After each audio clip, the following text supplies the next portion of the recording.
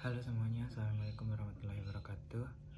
Nama saya Lalu Ridho Alifatin, NIM D1A021473, kelas B2 Hukum Pajak. Dosen pengampu saya Bapak Johannes Johni Konja SHMH. Baik, kali ini saya akan membahas tentang penghindaran pajak, akan tetapi lebih mendasarnya itu pada penghindaran pajak secara yuridis. Baik, terlebih dahulu pembahasan mengenai penghindaran pajak atau tax avoidance, yaitu upaya penghindaran pajak secara legal yang tidak melanggar peraturan perpajakan untuk meminimalkan beban pajak dengan memanfaatkan kelemahan ketentuan perpajakan. Misalnya melaporkan hal tersebut kepada yang berwajib. Selanjutnya kita masuk pada pembahasan mengenai penghindaran pajak secara yuridis.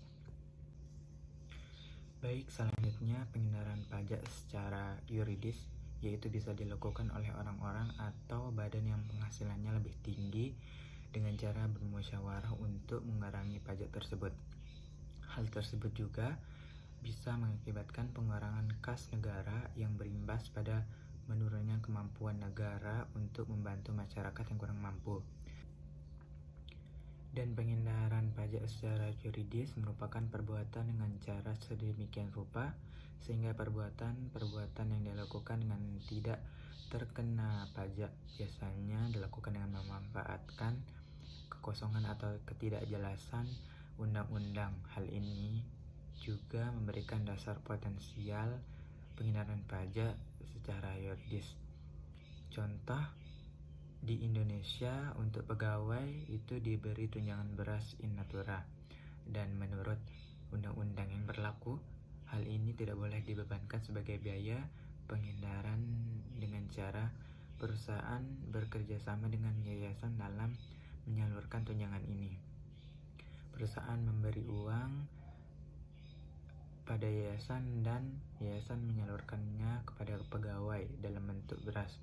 Jadi pegawai tetap dapat beras dan hal itu dibebankan sebagai biaya sehingga pajaknya berkurang. Dalam ketentuan perpajakan masih terdapat berbagai celah atau loophole yang dapat dimanfaatkan oleh perusahaan agar jumlah pajak yang dibayar oleh perusahaan optimal atau minimum secara keseluruhan.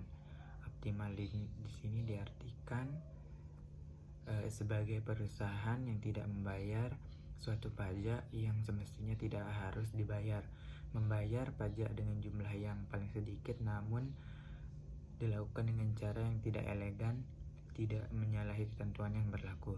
Sekian, itu saja yang bisa saya sampaikan. Terima kasih. Wassalamualaikum warahmatullahi wabarakatuh.